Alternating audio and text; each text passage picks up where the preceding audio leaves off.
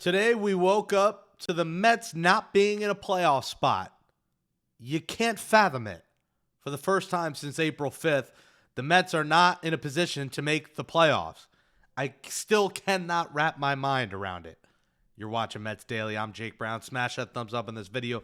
Click subscribe and follow me at Jake Brown Live and become a Mets Daily Insider member for just $5 a month.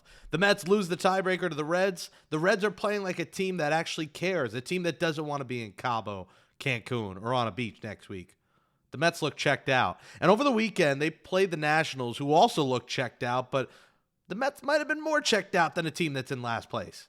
And that should tell you all you need to know about the 2025 New York Mets. Disgraceful, shameful, awful Major League Baseball. It felt like the circus. And on Saturday, when that game got away, when they tie it in the ninth, and you're thinking, can the Mets enter the ninth inning and win a game after trailing for the first time this season? 0-66. I've lost track. I think it's 0-66. They load the bases, 1 out Saturday. Brandon Nimmo up. Awful at-bat, strikeout. Boom, next guy out, goes to the 10th. You don't put Edwin Diaz in the game. Edwin Diaz is in the 10th, 7 pitches, great job, gets out of it. Bottom of the inning, first and second, after Acuna lays down a bunt, Marte doesn't move over because the catcher looked like he was going to catch it. First and second, no outs. You find a way not to score, just like the Mets always do. But everyone wants to tweet me, Francisco Alvarez never bunted his life. He's got injuries on his hands. You can't bunt with him. This is the major leagues. Let's grow up. Can we stop with guys can't bunt? He's never bunted. You learn how to bunt in first grade. Lay down a bunt, Mauricio fly ball, bing, boom, game's over. And we're not having this conversation today. They don't. Alvarez double play, boom, inning over just like that. Then the 11th, 7 pitches, Edwin Diaz. Friday, he warmed up. He didn't enter the game. He pitched Thursday. He warmed up Friday, which now I guess counts as pitching in an actual game. And he was not available to go a second inning on Saturday after 7 freaking pitches. Rogers, with an inherited runner, Rogers has been great for the Mets for the most part. But with inherited runners, he's not good because he gives up contact. And what happens? Cedric Mullins' circus in center field continues. He gives up a 2-run inside the park home run to Lyle. Game over. And then Sunday. I mean, was there any more of a sign from the gods than Jacob Young hacky sack Sunday? Are you kidding me? Jacob effing Young hacky sacks a ball around in center field, makes the absurd catch, and then in the 9th inning, robs a homer from Alvarez. A guy that no average baseball fan has ever heard of. Feels like he should be a Jacob Young Associates. Young and Young. The Mets are hacky sacking their way out of the postseason. And they lose 2 out of 3 to a Nationals team that fucking sucks. But maybe the Mets fucking suck too. Maybe the reality is the Mets are the same as the Nationals. They just have a little bit of a better record. Because they look like they didn't give a shit. And the Mets want to put all the announcements out there. Most fans in Citi Field history, we showed up, you did. The fans answered to Steve Cohen last year saying, I'm pissed about September attendance. How are, we're in a playoff race. Why aren't fans showing up? They showed up this year, and what'd you give us? This trash. Over 3 million fans, sellouts every game, most sellouts in team history, season tickets sold out.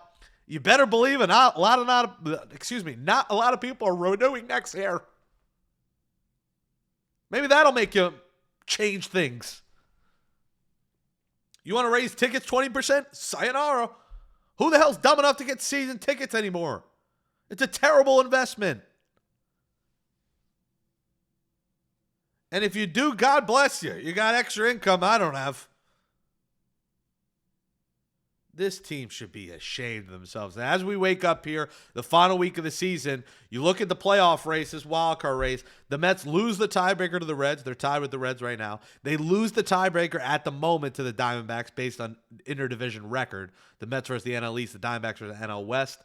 And now you're starting to think, oh my God, the Mets are going to miss the playoffs.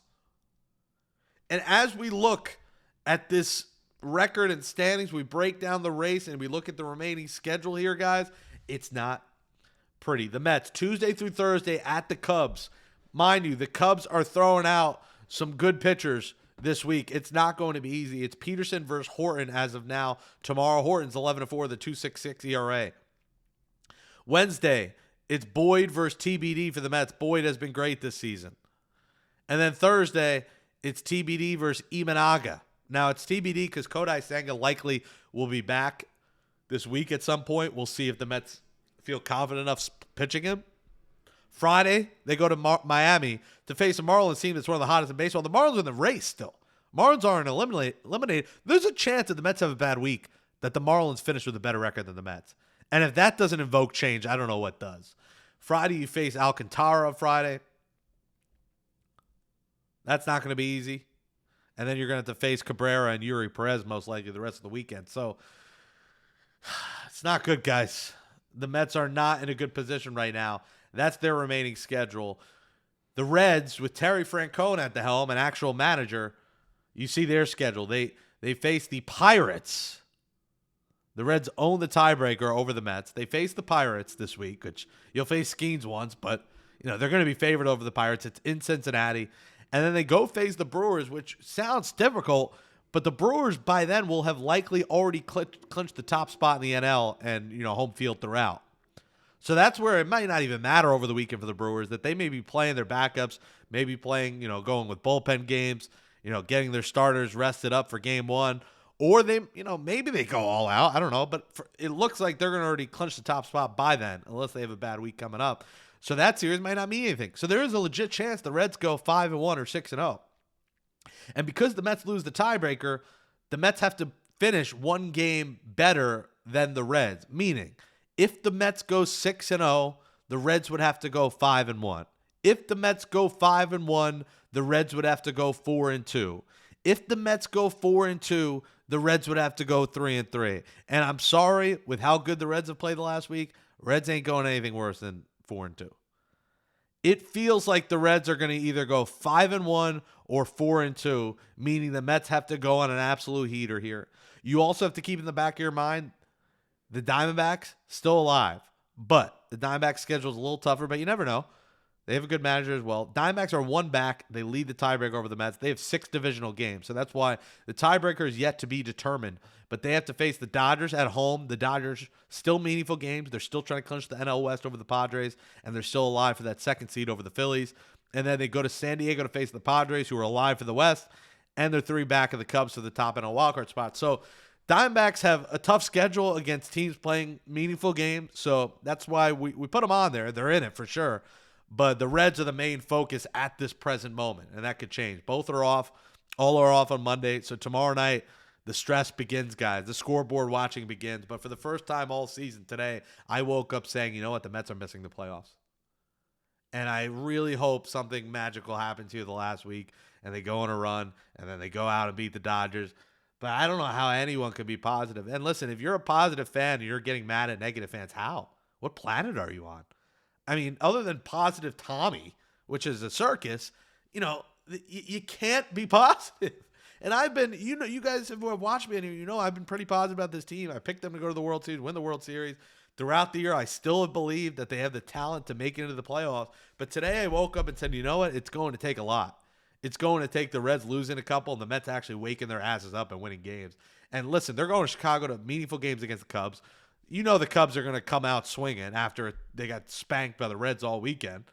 So I'm sure the Cubs are going to wake up now that they face the Mets, and they're in Chicago. You got to hope that the Pirates could beat the Reds at least once, maybe twice, which I have no hope in that.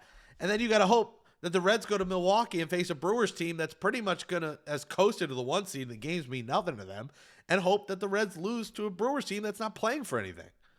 So it's not good. This isn't pretty at all. Not pretty at all. It's not looking pretty for Binghamton either as we wrap up the show. Binghamton Rumble Ponies are 1 game away from their season ending. They are in the championship for the Eastern League. They're in the Eastern League Championship against the Erie Seawolves. They lost game 1 14-5 on Sunday. They will play game 2 tomorrow on Tuesday at UPMC Park at 6:35. If Binghamton can win that, it'll go to a decisive game 3 on Wednesday. So a great season for Binghamton. Obviously, we've seen some of these guys and them getting elevated to AAA. And that team, Syracuse, who has, Ryan Clifford, Jet Williams, who finished with homers in their final game, their season is now over. It'll be fascinating to see now as Syracuse season's over, do the Mets say, you know what, let's give Jet a shot. Let's give Jet a shot to play center field. Cedric Mullins has been a complete net negative. Jose Siri has been a complete net negative. The Mets, thankfully, and who would have thought we'd be clamoring for him, but Tyrone Taylor should be back with the Mets in Chicago tomorrow. Looks like he's ready to go. He played in the Syracuse game Sunday. I think Taylor's going to be activated on Tuesday. Maybe they say, you know what? Let's get rid of Mullins and Siri and go this final week with Jet Williams and Tyrone Taylor. I don't think any Met fan would be mad at that. I doubt they do it, but it'd be nice to see some kind of youth movement. We've seen it work with the pitchers. Why not see if Jet could give you anything? But that's the minor league situation. So Binghamton, we'll know Wednesday morning if their season goes on or if it's over. Thursday morning if they make it to a game 3, if they're the champion or not. Syracuse, they finish a couple games over 500, but they are not in the playoffs. Their season is over. And in a week, the Mets season could be over, guys. So let's hope and pray something goes right here in the last week. But as of right now, it's going to be an uphill battle. They need help. They need Reds losses. We're going to be scoreboard watching. But even more importantly, do the Mets have it in them to win 5 or 6 games? 5 of the 6 or all 6? Sure doesn't look like it. Smash that thumbs up. Let us know in the comments. Do you have any faith? Why do you have faith? Let us know. We're going to have all offseason to talk about changes and Mendoza firings and if Pete's going to go. McNeil's we're going to talk about that. But today it's just the state of the team. It's bad. If you're a Mets fan, a Jets fan, a Giants fan, you're down bad right now. They all are a shame. We'll talk about it more tomorrow and get you ready for the Mets-Cubs series in Chicago. Thanks for watching Mets Daily. Scan that code and follow me at Jake Brown Live. Thanks for watching, everybody.